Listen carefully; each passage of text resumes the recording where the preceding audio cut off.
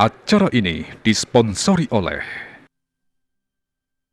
Pamirsa ring galah ukuran kewentanan stok vaksin COVID-19 ring Kabupaten Bangli sampun saya ngidikang.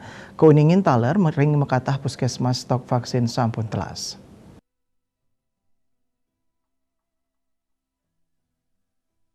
Kabid Pencegahan dan Pengendalian Penyakit P2P Dinas Kesehatan Kabupaten Bangli Nyoman Sudarmo Mausang Ahukune mangkin Kabupaten Bangli durung molihang kiriman vaksin saking provinsi santukan kuentenan stok vaksin ring provinsi taler kauningin sampun telas. Ya diastun ring makatah puskesmas kuentenan stok vaksin telas Sudarmo Mausang kantos mangkin ayan vaksinasi COVID-19 ring Bangli kantun memargi.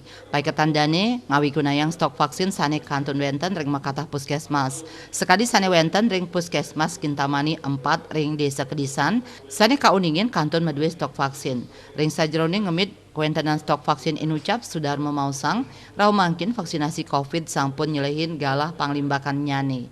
Krama sane jagi moliang vaksin sadurung nyani sampun katureksain oleh puskesmas. Pet Prade sane arse langkungan dasa diri wau kasiagayang galah untuk melaksanakan vaksinasi.